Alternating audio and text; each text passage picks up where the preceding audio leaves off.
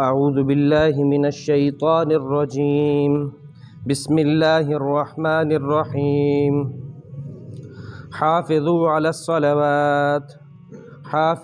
الصلوات والصلاة الوسطى وقوموا للہ قانتین صدق اللہ العظیم۔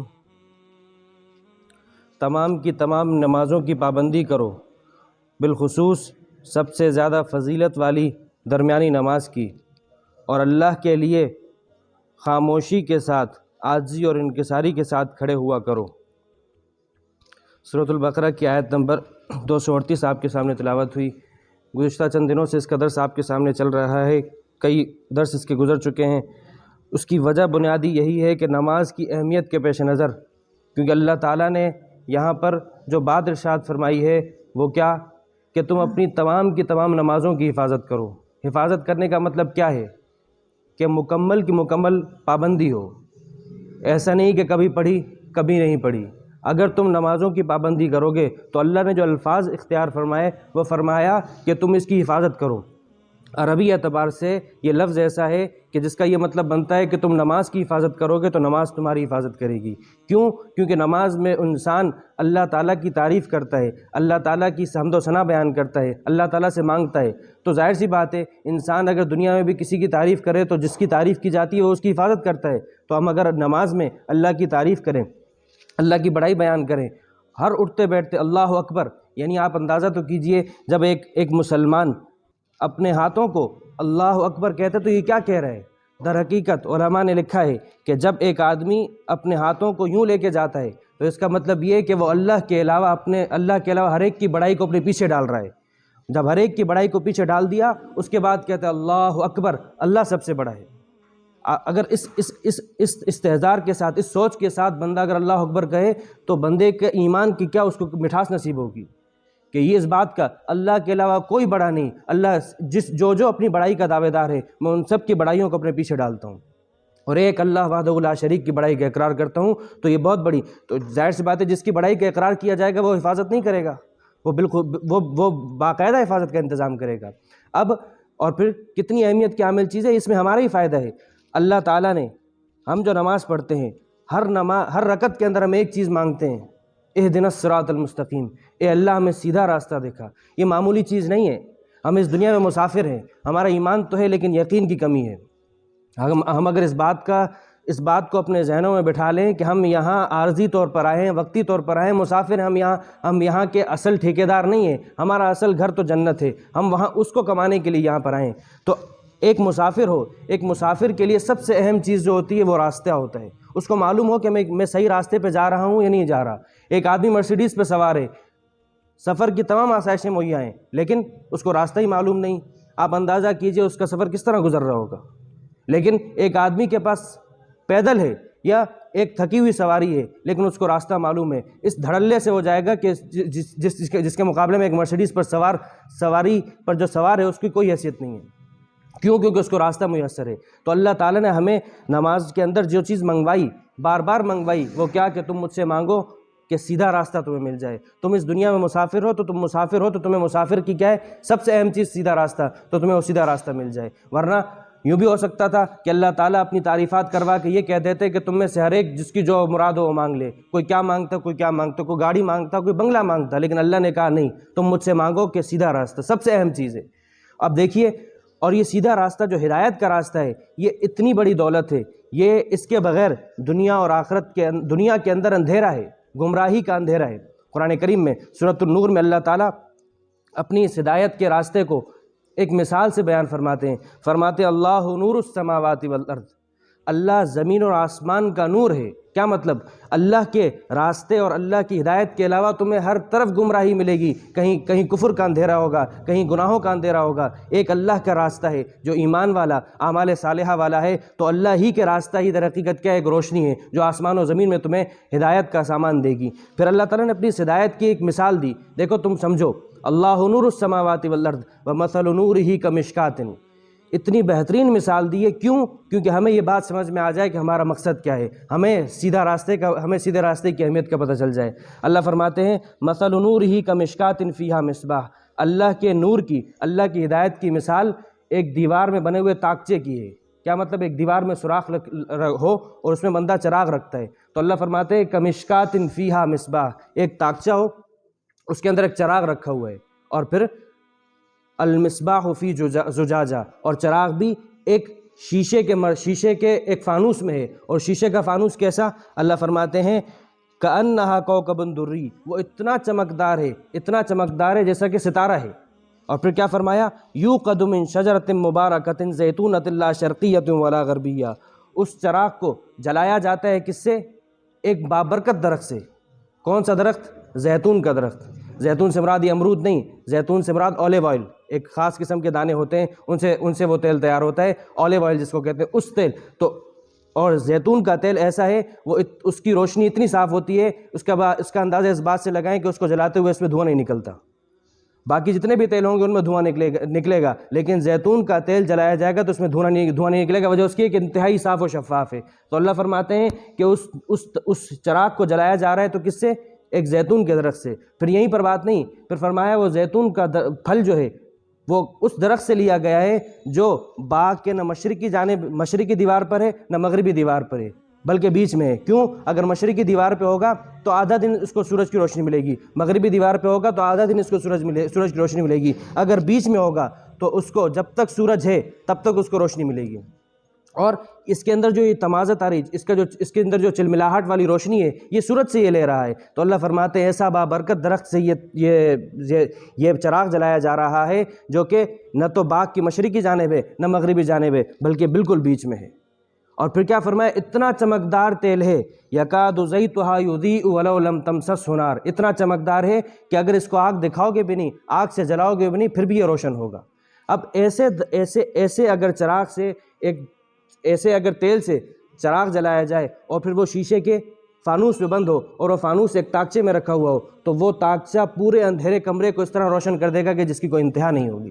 تو اللہ فرماتے ہیں تم اس دنیا میں تم مسافر ہو لیکن یہاں تمہیں اندھیرا ملے گا، کفر کا، گمراہیوں کا، نافرمانیوں کا، لیکن وہاں اگر تم اللہ کے راستے پر اللہ کے دین کو اپنا لوگے تو تمہیں اس طرح روشن کر دے گا جیسے کہ کمرے کے اندر ایسا چراغ جل رہا ہو۔ پھر کیا فرمایا؟ نور علی نور، اس طریقے کی اگر ترتیب ہوگی تو یہ تو نور علی نور ہوگا، ایک نور کے اوپر نور۔ پھر کیا فرمایا؟ یہدی اللہ لنورہ من یشاء، لیکن بات یہ ہے کہ اس سیدھے راستے کی ہدایت اللہ جسے چاہتے ہیں اسے ملتی ہے۔ پھر کیا فرمایا؟ پھر کیا فرماتے ہیں وَيَضْرِبُ اللَّهُ الْأَمْثَالَ لِلنَّاسِ، دیکھو تو صحیح میں اللہ کس طرح لوگوں کو مثالیں دے دے کے سمجھا رہا ہوں، لیکن لوگ ہیں کہ ماننے کو تیار نہیں۔ واللہ بکل شیء علیم، اللہ تعالیٰ ان باتوں کو خوب جانتا ہے۔ اب جب اتنی اہمیت کے حامل چیز ہے یہ ملے گی کہاں؟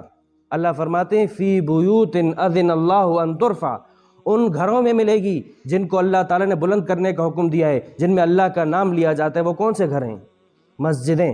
اللہ فرما رہے ہیں تمہیں یہ ہدایت اس اندھیری رات، اندھیرے کمرے میں اس طریقے کا چراغ والی روشنی ہدایت تمہیں کہاں ملے گی؟ مسجدوں میں ملے گی۔ فی بیوت اذن اللہ ان ترفع ویذکر فیہا اسمہ، کون سی؟ یسبح لہ فیہا بالغدو والآصال، وہ مسجدیں جہاں پر فجر کے وقت بھی اللہ کی پاکی بیان کی جاتی ہے۔ سبحانک اللہم وبحمدک تبارک اسمک وتعالی جدک، سبحان اللہ العظیم، سبحان اللہ العظیم، سبحان ربی الاعلیٰ، سبحان ربی العظیم، یہ سارے کلمات اللہ کی پاکی بیان کی جا رہی ہیں فجر کے وقت بھی، اور اس کے بعد 4 اوقات میں بھی مسلسل یہ پاکی بیان ہوتی ہے۔ پھر فرماتے ہیں یہ کون کام کرتا ہے؟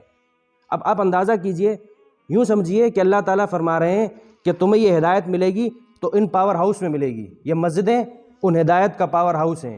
اب ان ہدایت کے پاور ہاؤس سے جن گھروں کے تار جڑے ہوئے ہوں گے، جو گھر ان سے کنیکٹڈ ہوں گے، وہاں یہ ہدایت منتقل ہوگی۔ لیکن جس گھر کے لوگ نماز پڑھنے مسجد میں نہیں آتے، جس گھر کے بچے جن کو نماز کا کچھ اتا پتہ نہیں، تو وہاں کہاں یہ چیز منتقل ہوگی؟ پھر کیا فرمایا؟ تو گویا کہ اللہ پاور ہاؤس بیان فرما رہے ہیں کہ تمہیں یہ ہدایت کا پاور ہاؤس مسجدیں ہیں، کہ تم یہاں آؤ گے، تم اللہ کی بڑائی سنو گے، تمہیں کہیں نہ کہیں اللہ تعالیٰ کے سننے کا موقع، اللہ تعالیٰ کی ہدایت کو سننے کا موقع ملے گا، تمہیں مل جائے گی ہدایت۔ پھر کیا فرمایا؟ ان ہدایت کو، ان نمازوں کو، ان گھروں کو کون آباد کرتا ہے؟ فرمایا رجال، مرد آباد کرتے ہیں۔ مرد کا مطلب کیا؟ یہاں یہ مطلب ہے یہ عورتوں کا کام نہیں ہے، جس طرح کہا جاتا ہے نا محاورے کے طور پر، یہ مردانہ وار لوگوں کا کام ہے۔ رجال، یہ ان اللہ کے بندوں کا، ان مردوں کا کام ہے۔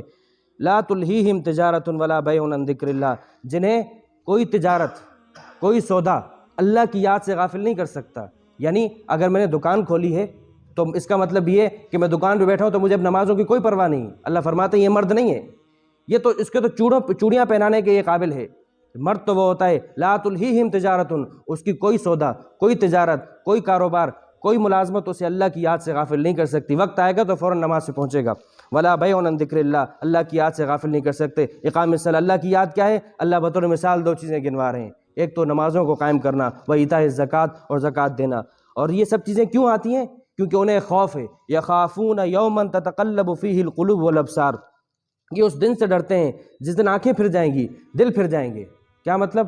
اللہ تعالیٰ سورہ حج میں فرماتے ہیں یا ایھا الناس اتقوا ربکم، اپنے رب سے ڈرو، ان زلزلۃ الساعۃ لشیء عظیم، قیامت کا جو بھونچال آئے گا، زلزلہ آئے گا، وہ بہت بڑی چیز ہوگی۔ اللہ ہمارے ان مسلمانوں کی مدد فرمائے۔ ترکی اور شام میں زلزلہ آیا ہے، اس کی تباہی ہم سامنے رکھیں۔ قرآن کریم کہتا ہے اگر قیامت کا زلزلہ آیا تو بہت بڑی چیز ہوگی، اس کا تمہیں تصور نہیں ہے۔ پھر فرمایا یوم ترونہا، وہ زلزلہ تم دیکھو گے تو کیا ہوگا؟ تذہل کل مرضعۃ عما ارضعت، جو عورت دودھ پلا رہی ہوگی بچے کو، اس کو پھینک دے گی۔ وتضع کل ذات حمل حملہا، اگر عورت کے پیٹ میں بچہ ہوگا تو اس خوف کو دیکھ کر اس کا بچہ گر جائے گا، اس کا مسکیریج ہو جائے گا۔ اور وتری الناس سکارا، اللہ فرماتے ہیں نبی کو، اے نبی آپ کو لوگ ایسے لگیں گے جیسے نشے میں ہیں، اس طرح خوف میں کوئی یہاں بھاگ رہا ہے، کوئی وہاں بھاگ رہا ہے، کوئی وہاں بھاگ رہا ہے، آپ کو یوں لگے گا لوگ نشے میں ہیں۔ وما ہم بسکارا، وہ نشے میں نہیں ہوں گے، ولکن عذاب اللہ شدید، اللہ کا عذاب بڑا سخت ہوگا۔ اس سختی کی وجہ سے آپ کو یہ لگ رہا ہوگا نشے میں، حالانکہ نشے میں نہیں ہوں گے۔ تو اللہ کیا فرماتے ہیں؟ ان کو اس دن کا ڈر ہے، تو اس دن کے ڈر کی وجہ سے نمازوں کو قائم کرتے ہیں، زکوٰۃ دیتے ہیں، اللہ کے گھروں کو آباد کرتے ہیں، اپنے گھروں کو ان پاور ہاؤس سے جوڑ کے رکھا ہے، تو ہدایت ان کے گھروں میں منتقل ہو رہی ہے۔ لیجزیہم اللہ احسن ما عملوا، یہ سب کچھ سب اس لیے کرتے ہیں، ڈرتے اس لیے کہ اللہ تعالیٰ ان کے کیے کرائے اعمال کا اچھا بدلہ دے دے، ویزیدہم من فضلہ، اور انہیں اپنے فضل سے اور مزید بڑھا کے دے دے۔ واللہ یرزق من یشاء بغیر حساب، اللہ جسے چاہتا ہے بغیر حساب کتاب کے عطا کرتا ہے۔ لیکن جو اس ہدایت سے محروم ہیں، ایمان ہی سے محروم ہیں، کفر کی زندگی میں مبتلا ہیں، ان کے بارے میں قرآن کیا کہتا ہے؟ والذین کفروا اعمالهم کسراب بقیعۃ یحسبہ الظمآن ماء۔ آپ اندازہ کیجئے، افسوس سے کہنا پڑتا ہے اب ہم نام کے مسلمان رہے، نماز ہماری زندگیوں سے نکل گئی، تو اللہ تعالیٰ یہ باتیں فرما رہے ہیں کس کے لیے؟ کافر کے لیے۔ لیکن افسوس سے کہنا پڑتا ہے کہ ہم اپنے آپ کو اگر اس کسوٹی پہ پرکھیں تو ہم بھی کسی نہ کسی درجے میں اس میں آ جاتے ہیں۔ اللہ ہماری حفاظت فرمائے۔ اور ہم نے اپنے مطابق مختلف چیزوں کو سمجھ کے رکھا ہے یہ ہماری حفاظت کر لیں گی، اس کے ذریعے سے ہم بخشائے جائیں گے۔ اللہ فرماتے ہیں والذین کفروا، جن لوگوں نے اللہ کا انکار کیا، اگر ان کے اعمال کو تم دیکھو گے تو وہ کل قیامت کے دن کیسے ہوں گے؟ جس طرح ایک چٹیل میدان ہو، ریگستان ہو، اس میں اگر ریت ہو تو وہ چمکتی ہوئی نظر آئے گی پانی کی طرح، پیاسا اسے سمجھے گا یہ پانی ہے، لیکن جب پہنچے گا حتیٰ اذا جاءہ، اسے پانی سمجھتا جب قیامت کے دن ان اعمال کی طرف پہنچے گا جن کا سہارا بنا کے رکھا ہوا تھا، وہاں پہنچے گا تو لم یجدہ شیئا، وہاں اسے کچھ نہیں ملے گا۔ ووجد اللہ کو وہاں پائے گا۔ کیا مطلب اللہ کو پائے گا؟ اللہ فرماتے ہیں فوفاہ حسابہ، جب اللہ کو وہاں پائے گا تو اللہ تعالیٰ اسے پورا حساب لے گا۔ واللہ سریع الحساب، اور یہ مت سمجھنا کہ اللہ کے لیے کوئی حساب کتاب دشوار ہے، اللہ کے لیے حساب تو بڑا جلد لینا بالکل آسان کام ہے۔ اللہ نے اور بہت سی مثالیں دیں، تو اتنا وقت نہیں ہے، لیکن کہنے کا مقصد یہ ہے کہ یہ سب کی سب چیزیں اللہ تعالیٰ کیوں بیان فرما رہے ہیں کہ سب سے اہم تمہارے لیے ہدایت ہے۔ ہدایت کی روشنی تمہیں مل گئی تو ان دنیا کے اندھیروں میں اس کے علاوہ اندھیرا ہے، ان ہدایت کی روشنیوں کو حاصل کر لو۔ وہ تمہیں کہاں ملیں گی؟ وہ مسجدوں کے اندر ملیں گی۔ مسجدوں میں صرف بنانے سے نہیں، مسجد تو بنا دی شب بھر میں ایمان کی حرارت والوں نے، من اپنا پرانا پاپی ہے برسوں میں نمازی بن نہ سکا۔ مسجد کی آبادی وہ نمازوں سے، ذکر و فکر سے، اللہ کی یاد سے، تلاوت سے، تو اگر یہ چیزیں ہوں گی تو مسجد آباد ہوگی۔ تو اللہ فرماتے ہیں کہ اگر تم اپنے آپ کو، اپنے گھروں کو ان پاور ہاؤس سے، ان ہدایت کے جو تمہیں پاور ہاؤس ہیں ان سے تم جوڑ لو گے تو ہدایت تمہارے گھروں کو پہنچ جائے گی۔ اور یہی در حقیقت مطلب ہے حافظوا علی الصلوات، تو اپنی نمازوں کی حفاظت کر لو، تو یہ نمازیں، ان نمازوں کے ذریعے سے اللہ تعالیٰ تمہاری حفاظت فرمائیں گے۔ اور بالخصوص درمیانی نماز کی، وہ کون سی نماز ہے؟ عصر کی نماز۔ عصر کی نماز اللہ کے نبی صلی اللہ علیہ وسلم نے فرمایا، آپ کے سامنے پہلے یہ روایت رکھی ہے، آپ نے فرمایا جس شخص نے ایک عصر کی نماز جان بوجھ کر چھوڑ دی، وہ ایسا ہے جیسا کہ اس کا پورا آل و اولاد، مال و متاع اس سے چھین کر جدا کر دیا گیا۔ آپ اندازہ کر لیں اس وقت جو زلزلہ آیا ہے اس زلزلے میں ایک فرد ایسا ہو اس کا مکمل گھر کاروبار وغیرہ سب کچھ تباہ ہو گیا، وہ اکیلا تنہا ہے۔ تو اس ایک بندے کی جو حیثیت ہے، اللہ کے نبی فرماتے ہیں ایک عصر کی نماز جان بوجھ کر ضائع کرنے والے کی حیثیت یہ کہ گویا کہ اس کا پورا مال و متاع، گھر بار سب کچھ ہلاک ہو گیا۔ اللہ تعالیٰ ہمیں عمل کی توفیق عطا فرمائے۔ عصر کی نماز کی انتہائی اہمیت ہے، اور فجر کی نماز میں بھی یہ شامل ہے۔ حدیث میں آتا ہے، آپ نے فرمایا جو شخص فجر کی نماز کے لیے اپنے گھر سے نکلتا ہے تو وہ اللہ کا، وہ ایمان کا جھنڈا لے کر نکل رہا ہے، اور اس کے مقابلے میں جو شخص اٹھتا ہی دیر سے اور جاتا ہی بازار ہے، اس کی دن کی شروعات ہی بازار سے ہوتی ہے، تو آپ نے فرمایا غدا برایت ابلیس، وہ ابلیس کا جھنڈا لے کر نکلا ہے۔ یعنی اب جو بھی ابلیس کا پیروکار ہے، ابلیس کے پیچھے چلنے والا ہے، ابلیس کے ساتھ اس کا حشر ہوگا۔ اللہ تعالیٰ عمل کی توفیق عطا فرمائے۔ بہت بہت بہت بڑی اہمیت کی حامل چیز ہے نماز، معمولی چیز نہیں ہے۔ اللہ تعالیٰ عمل کی توفیق عطا فرمائے۔ وآخر دعوانا الحمدللہ رب العالمین۔ اللہم لک الحمد کلہ ولک الشکر کلہ وإلیک یرجع الامر کلہ۔ اللہم لا احصی ثناء علیک انت کما اثنیت علی نفسک